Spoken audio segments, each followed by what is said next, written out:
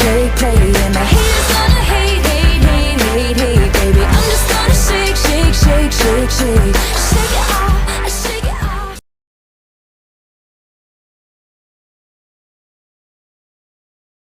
Selamat siang, kami dari siswi SMA Negeri 6 Semarang izin untuk mewawancarai terkait pekerjaan desain grafis. Baik, sebelum masuk ke sesi pertanyaan, bisakah kakak memperkenalkan diri? Nama saya Oksan Benar Chandra, saya bekerja sebagai desainer grafis di PT Karya Putra. Job saya membuat cover buku pelajaran, cover Quran, kitab, dan masih banyak lagi tentang yang pasti berhubungan dengan buku agama dan buku pelajaran madrasah. Pertanyaan yang pertama, Mengapa Anda memilih menjadi desain grafis? Kenapa ya? Passion sih. Karena dari saya kelas 1 SMK dan sering yang namanya ikut kayak ekstra desainer grafis, terus ikut pelatihan dan lain sebagainya kan waktu itu kan masih COVID, jadi kan pelajaran itu kan bagi saya itu milih sendiri, jadi ketimbang belajar hal-hal yang nggak penting mending saya belajar yang sesuai hobi aja. karena ada banyak waktu luang ya. Selanjutnya, apa sih kelebihan dan kekurangan kakaknya sebagai desainer grafis?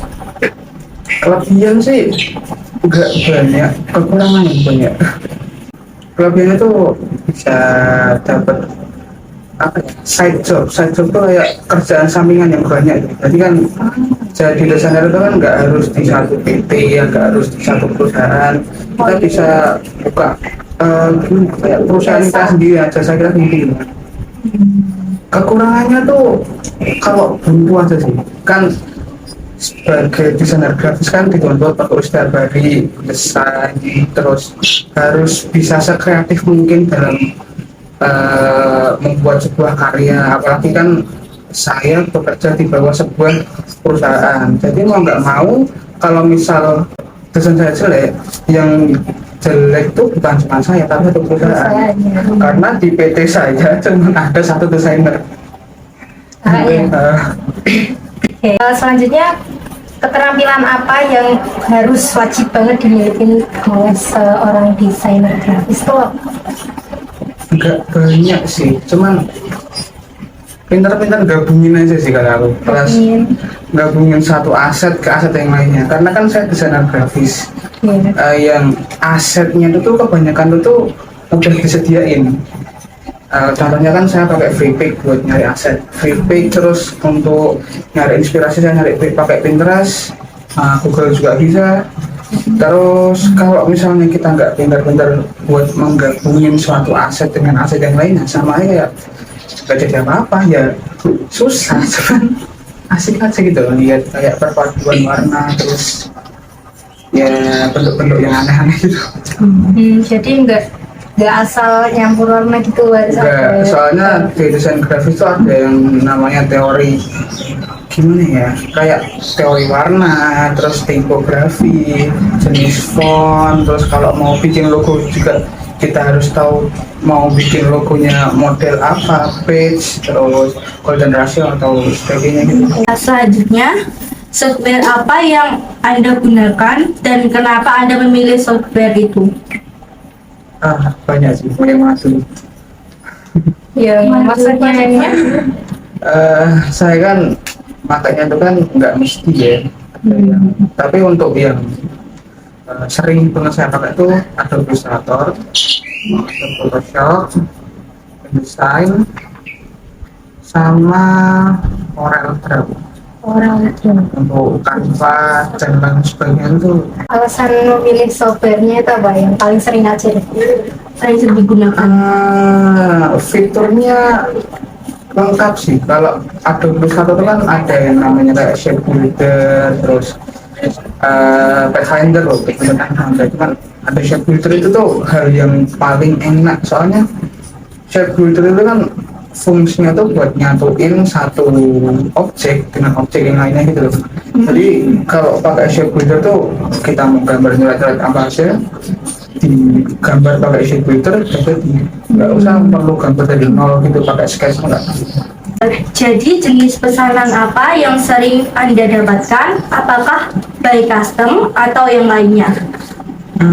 Untuk pesanan kan berhubung saya di bawah naungan sebuah PT yang khusus memproduksi buku-buku yang bernuansa Islami, jadi saya sering dapat sebulan adalah 10 sampai 20 kali custom cover Al-Quran. Jadi nanti kita bisa naruh nama kita di depan cover Al-Quran itu, atau enggak kita mau custom sendiri gambar Al-Qurannya mau dibuat kayak gimana ya. Terus nanti asma itu kan bagian paling pertama waktu tembak Quran itu jadi custom gimana juga. Untuk yang selain itu sih nggak ada ya. Terus yang itu kalau saja kerjaan itu pure dikasih dari supervisor. Mas Riki, kalau kita custom itu dari single itu apa bayar sendiri apa masih dibayar oleh perusahaan itu? Oh, bayarnya via apa gitu? Iya. Nah, kalau di perusahaanku tuh kita calling dulu customer service-nya atau bagian pemasarannya. Nanti bagian pemasaran baru ngomong ke saya bahwa buat suruh ini, buat ini. Oh, berarti ada pelambarannya nggak langsung ke. Ya kalau misal kenal saya langsung bilang ke saya juga nggak apa-apa. Selanjutnya, bagaimana cara Anda untuk memenuhi deadline pesanan itu? Nggak ada cara yang spesifik, cuman gimana ya? Tergantung mood. Nah, kalau misalnya moodnya lagi bagus itu kan sehari saya bisa buat 2 sampai 3 cover Quran. Kalau moodnya lagi jelek-jeleknya ya sehari 1 pun nggak bisa. Jadi tergantung mood. Kalau misalnya mood lagi bagus ya gampang lah itu. Tapi kalau moodnya lagi nggak bagus ya. Selanjutnya, project yang paling kakak sukai dan paling yang nggak disukai, dan apa sih alasan suka nggak sukanya ini? Kalau sekarang sih belum ada ya project yang nggak saya sukai, karena yang nggak saya suka itu tuh customer yang mintanya aneh-aneh. Jadi saya udah buat yang sebagus mungkin, cuman customer itu tuh minta yang aneh-aneh sampai desainnya itu yang awalnya A jadi desain baru gitu loh, yang kualitasnya tuh mungkin di bawah yang saya pengen. Tapi kalau selagi mereka senang, selagi mereka approve dengan desain yang seperti itu mah saya oke-oke aja. Oke, selanjutnya kesusahan yang kakak hadapi selama jadi desainer grafis itu apa aja? Cuman satu sih, buntu itu aja. Kalau udah nggak ada inspirasi, terus mood lagi nggak bagus-bagusnya itu nyari buat satu desain cover satu hari itu tuh hal yang susah banget. Oke, selanjutnya apa sih kak hal yang menyenangkan dari menjadi seorang desainer grafis? Yang menyenangkan itu ketika orang-orang kasih terima kasih sama ngepajang desain kita di status Instagram, status WA, terus dibuat poster walaupun tanpa mencantumkan buatan saya atau buatan orang lain.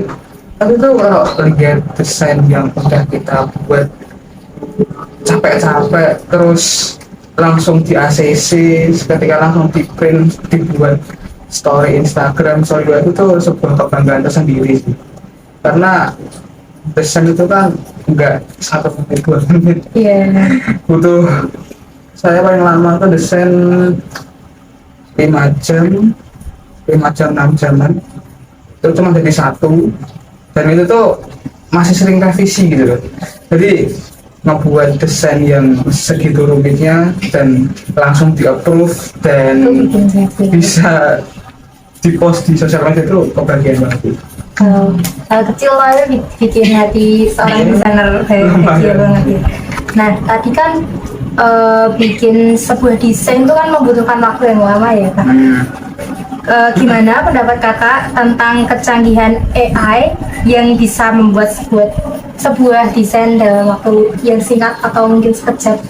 Gimana tanggapannya? AI itu tuh kan saya juga pernah nyoba buat desain pakai AI kan. Ya emang bagus sih, emang bisa dibilang lo gimana ya, bisa gantiin desainer itu cuman nggak bisa gantiin sepenuhnya gitu. Kalau AI itu kan kita by request, jadi kita ketik apa promptnya, kata kuncinya, habis itu kan nanti keluar hasil yang kita inginkan.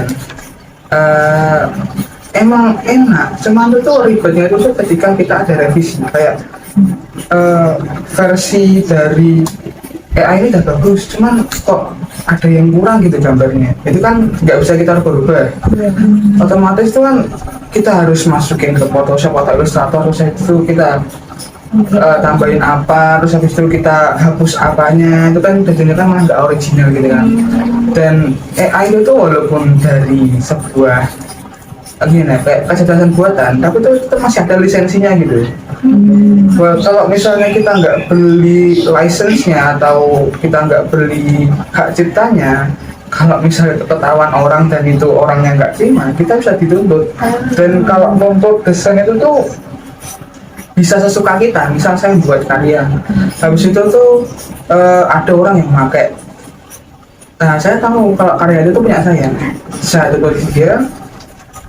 Saya mau minta berapa itu terserah saya.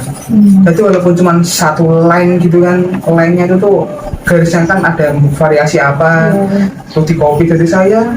Habis itu saya nggak terima kalau desainnya itu diambil orang, saya tuntut. Misal saya minta 1 miliar itu nggak masalah, karena itu punya saya. Awal itu konsep dasarnya itu gitu. Sekian wawancara dari kami. Mohon maaf jika ada kesalahan kata.